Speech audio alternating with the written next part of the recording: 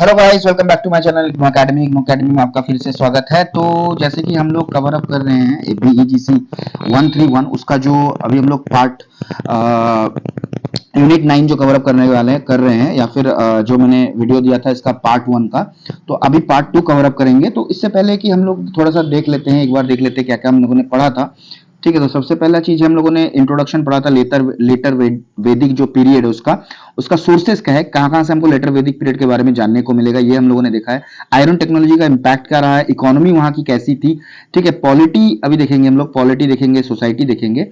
ठीक है, पहले तो अब देखेंगे कि पॉलिटी में क्या क्या कहा गया है। कि सबसे पहले चीज देखो यहाँ पे, एक चीज, the political landscape change dramatically, बहुत जल्दी चेंज हुआ था। ट्राइबल स्ट्रक्चर्स वीकेंड, जो कि ट्राइबल के लोग थे, जो पहले के पार्ट में हम लोगों ने पढ़ा भी था कि ट्राइब्स जो थे वो ज्यादा रोल प्ले करते थे। तो उसके बाद में चीफ्टेंस आ गए थे, किंगशिप आ गई थी, तो वो स्ट्रक्चर बहुत वीकेंड हो गया था। एंड जनपदास मतलब टेरिटोरियल स्टेट जिसको बोलते हैं, जनपद इमर्ज। ठीक है, टेरिटोरियल स्टेट धीरे धीरे मतलब एग्रीकल्चर के वजह से टेरिटोरियल स्टेट भी आए। Each ruled by the king, king rule करता था। Monarchies become the dominant political form, monarchies जो थे वो पॉलिटिकल डोमिनेंट पॉलिटिकल फॉर्म में आ चुका था। And the earlier role of tribal assemblies like sabha and samiti decline.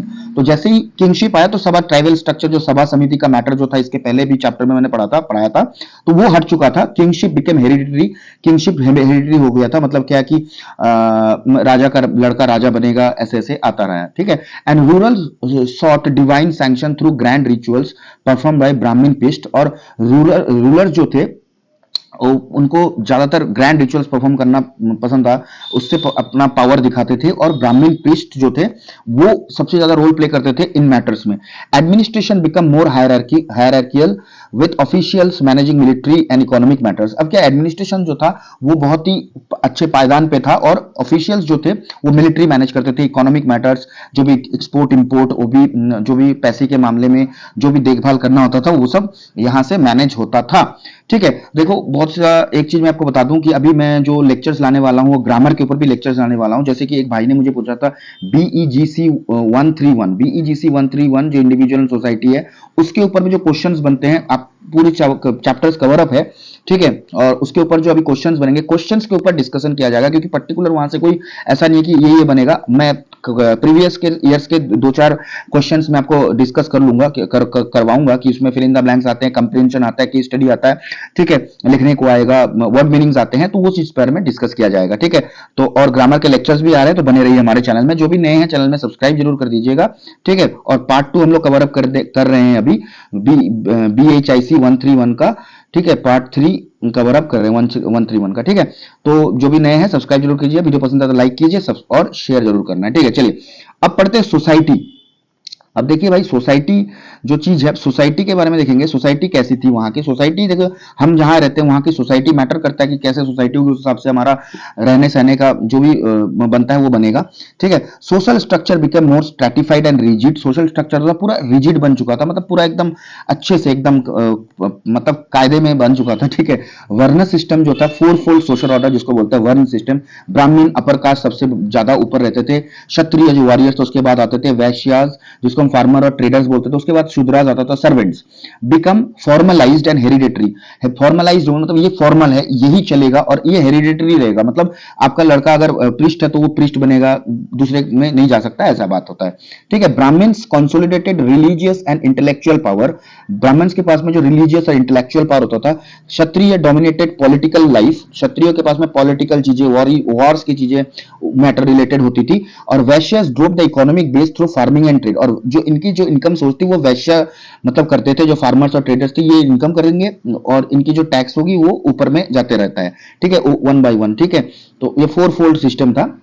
ठीक है, Shudras often excluded from religious practices occupied the lowest position। Shudras को लोअर प्रैक्टिसेस मतलब करते थे वो लोअर प्रैक्टिस, जैसे कहीं पे चल मान के चलो जो भी पुराने जमाने में होता था वर्ण सिस्टम में, कि शूद्रा जो है लोअर कास्ट के लोग हैं, वो लोअर कास्ट के लोग क्या करेंगे कि मतलब लोअर काम ही करेंगे। ठीक है, लोअर पोजीशन रहेंगे। कब यही कोई मान के चलो मोची वगैरह जो भी होते थे, ठीक है, स्वीपर वगैरह जो भी होते थे। ठीक है, अभी तो उतना कुछ नहीं है, अभी तो सब कुछ बराबर में धीरे धीरे बन रहा है, फिर भी थोड़ा बहुत तो है ना, कहीं ना कहीं तो है।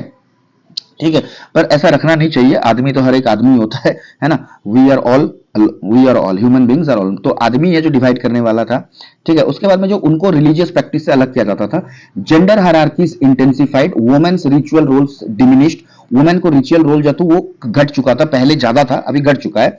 एंड पैट्रिलिनियल इनहेरिटेंस, पिता की तरफ से इनहेरिटेंस ज्यादा होता था, control over property and male dominance in public life strengthen, और मेल का जो डोमिनेंस वो ज्यादा बढ़ चुका था क्योंकि वुमेन का रिचुअल रोल कम चुका था।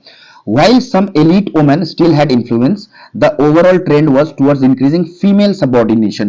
वुमेन कुछ कुछ वुमेन तो एलिट वुमेन थे, जो भी नामी दामी लोग थे, रानी वगैरह जो, तो उनका तो कुछ ज्यादा बनता था, ठीक है। तो यही कहा गया सोसाइटी। अब देखेंगे रिलीजन, उस समय के रिलीजन के बारे में थोड़ा हम लोग देख लेते हैं। रिलीजन इन द लेटर वैदिक phase became more formalised and priest controlled, ठीक है। रिलीजियस को ज्यादातर लोग प्रीस्ट लोग कंट्रोल करते थे, उनके कहावत के अनुसार चलता था।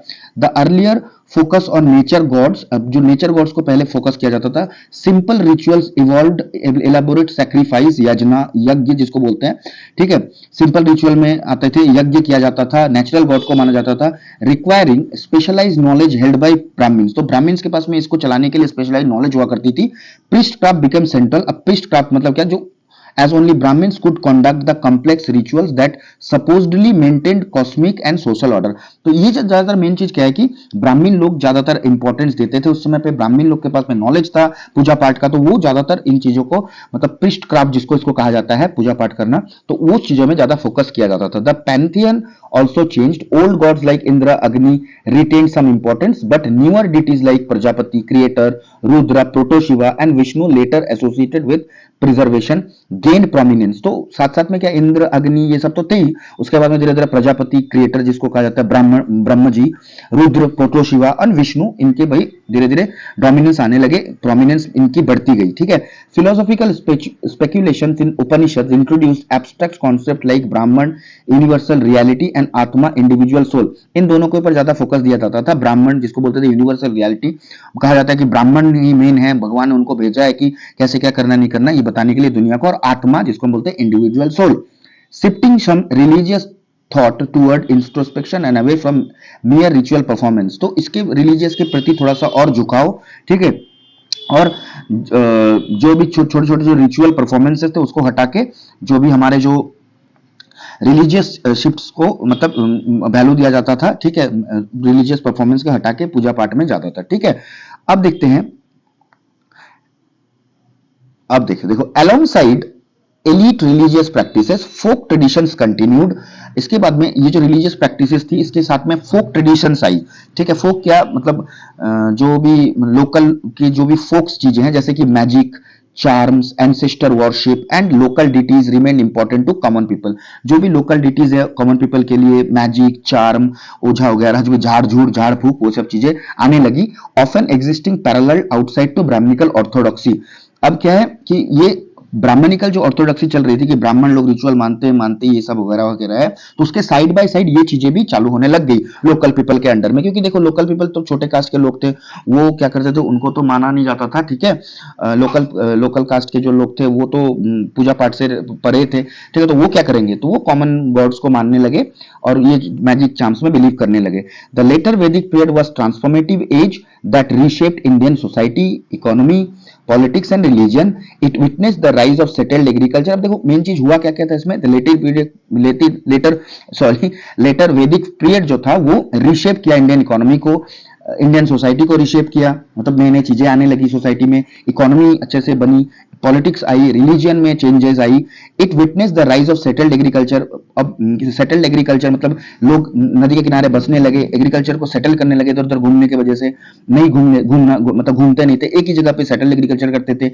आयरन टेक्नोलॉजी का व्यवहार हुआ, टेरिटोरियल किंगडम्स आई, किंगशिप आया, फॉर्मर सोशल हायरार्की हुई, प्रिस्ट डोमिनेटेड रिलीजन का भी जानने को मिला हमको।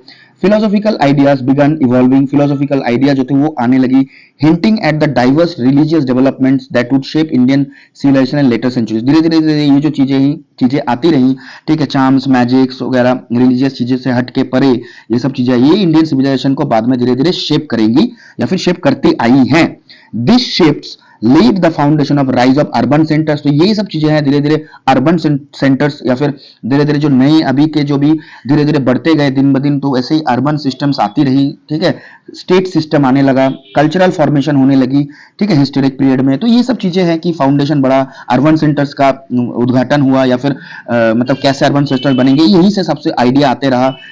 स्टेट सिस्टम्स का भी आइडिया आया, एग्रीकल्चर का आइडिया आया, uses of tool society economy, ये सब चीजें धीरे धीरे हिस्ट्री में एक अच्छा प्रभाव डालने का कोशिश किया है। तो इस चैप्टर में इतना ही है, यूनिट 9 में। तो यही से चीजें, आपको कोई भी क्वेश्चन आता था तो यही से लिख सकते हैं बना के, और बहुत ही आसानी से इजी तरीके से मैंने बताया है। और वीडियो पसंद आया तो लाइक जरूर कीजिए, ठीक है, और कमेंट जरूर करना है, ठीक है, और लाइक कीजिए और सब्सक्राइब कीजिए, अगर चैनल में नहीं है तो शेयर कीजिए। जय हिंद, अच्छे से रहिए, मैं वीडियो लाता रहूंगा, बने रहिए हमारे साथ।